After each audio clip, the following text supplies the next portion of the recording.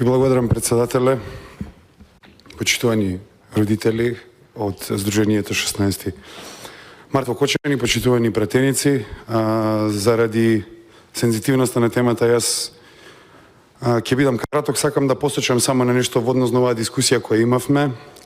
Ќе се надоврзам на неколку елементи во дискусијата кои беа спомнати од претходните пратеници, па така пратеникот Салим Мурати посочи дека болката на овие луѓе денеска кои се со нас, тоа е наша одговорност, не може да биде само наша болка, ние не можеме до недоглед да изразуваме сочувство и ништо по тоа да не правиме, затоа што таму каде што започна болката, започна и одговорност, а мене како пратеник и пред се и како млад човек, затоа што на 16 март, јас не сакам од моја перспектива да зборувам, но на 16 март пред се мислам дека многу млади луѓе во Македонија и каде и да се во Скопје, затоа што ние имаме пријатели од внатрешноста кои доаѓаат овде и живеат во Скопје. Мислам дека голем дел од младите тоа утро се исплашија дека знаат некој од луѓето кои беа во таа дискотека и многу нас имавме таму пријатели, имавме таму дечковци, девојки, вие имавте деца.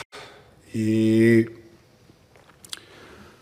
тој страв дека во оваа трагедија може да се најде некој кој ни е близок, кој ни е пријател, кој ни е познаник, ја отцртува всушност носечката карактеристика на нашиот систем кој мораме да ја разглобиме тука. Дека ние во нашите животи немаме еден елемент на безбедност кој ни вели дека нашите блиски нема да бидат дел од вакви трагедии. Ние напротив знаеме дека секојдневно може да бидат дел од вакви трагедии, па така се испоставило дека ние во секојдневниот живот дали користиме услуги на болница, дали патуваме, дали се забавуваме, можеме да бидеме предмет на вакви трагедии. Но во текот на овие 9-10 месеци, колку се веќе поминати, во склоп на институциите, имаше обиди за покренување на надзорни расправи, за покренување на анкетни расправи, па во Комисијата за политички систем, која ја посочија другите колеги пратеници, па во однос на надзорната расправа, која ние пробавме да иницираме, а по повикот на медиумите ИРЛ, ако се сеќавате, тоа е се во ред и окей, и тука ќе зборуваме, но земав збор за еден централен елемент кој мислам дека денеска никој не го спомна. Затоа што кога се случи трагедијата, мислам дека инхерентно сите знаевме дека системот потврлил. Сега кога системот потврла, што е тоа потврлање на системот? Затоа што јас ќе се сложам со колегата Реджеп Исмаил кога ќе каже има институционално преклопување, па таму се создава какафонија, но јас не мислам дека таму е проблемот, колку што таму е начинот да се иземат од одговорности кои треба да постапуваат. Значи, таа какафонија помеѓу институциите постои само за да се оправда одговорноста на тие луѓе кои допринеле да се случи ова. Понатаму треба да се донесат и законски измени, како што рече колегата Оливер Спасовски, треба тие закони, се е тоа окей. Но централниот елемент на оваа дискусија треба да биде дека во оваа држава некој дозволува да не се следат законите, да не се следат прописите и да не постапуваат институциите само заради една работа. А таа работа никој не ја каже тука, тоа се парите. На нас трагедии ни се случуваат затоа што институциите молчат пред приватниот интерес кој генерира пари на незаконски начин. Нашите сограѓани се изложени на ризик, затоа што ние овде зборуваме на Комисија за човекови права, тука ни е представник од институцијата на Народниот правобранител. Кога станува збор за повредата на човековите права, тие најчесто во нашата држава се дешаваат на основа на желбата некој да генерира профит. Институциите молчат пред луѓето кои имаат политички врски само за да генерираат профит. Тоа го видовме и во преписките кои излегуваа во медиумите и од процесот. Значи, нашите институции гледаат, знаат, намерно молчат. Еден единствен мотив – пари. Каде завршуваат тие пари е големото политичко прашање. Ова собрание конечно мора, затоа е тука работата, затоа мене со сета должна почит кон секој во оваа просторија. Мене ми е апсурдно да зборуваме за процедура денеска.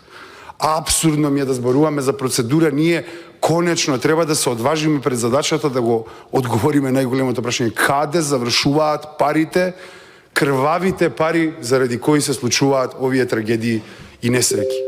Дали тоа завршува кај индивидуалци во бизнисот, дали тоа завршува кај политичари, или па на крај дали така се финансираат нашите политички партии во Македонија. Тоа е општественото прашање кој треба да го одговориме. Кој тоа има за цел да го попречи работењето на институциите? Кој тоа има за цел ние да бидеме изложени на опасност? И тука е главното прашање. Попатно можеме сите постапки на институциите хронолошки, но не смееме да се лажеме тука меѓусебно. Дека знаеме дека парите и чистата желба за профит не ставаат овакви ситуации. Од оваа поидовна точка, мислам дека државниот врв во Македонија и представниците на владачкото мнозинство имаат обврска по основа на општествениот договор да ни дадат надеж и да ни дадат утеха, да ни дадат насока, да ја смират нашата хистерија или да ја смират, да го смират нашиот страв. Тие треба да излезат и да не уверат дека се вистинските луѓе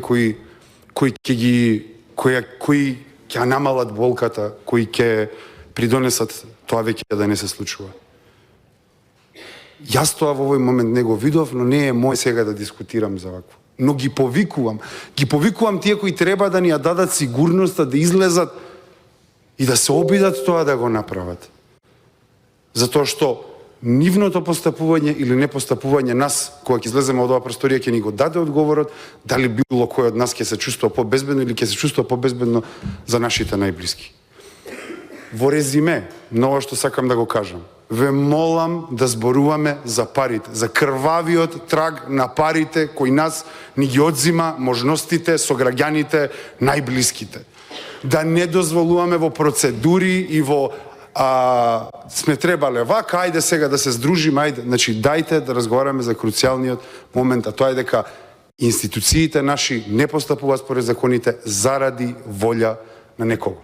За самиот крај, од тоа што можев сега да го извлечам од оваа дискусија, јас мислам дека пратеникот Сали Мурати изнесе некои конкретни насоки од оваа дискусија кои може да се преземат, па потоа пратеникот Оливер Спасовски рече дека треба да се консултираме со родителите за извлекување на заклучоци од оваа расправа по нивната представка. Јас сум на таа идеја. Да, јас мислам дека председателот на комисијата исто тоа треба да го дозволи како еден следен чекор во процесот, да седнеме заедно со родителите и во координација со нивните потреби, нивните забелешки, нивните видувања за оваа ситуација во која се наоѓаме, затоа што тие се инволвирани и мислам дека дури многу подобро знаат од нас каде е проблемот во хронолошките случувања, така што ќе го повикам парламентарното мнозинство, опозицијата и председателот на комисијата да тргнеме во оваа насока и заедно со родителите да дојдеме до заклучоци и понатаму и да ја продолжиме дискусијата за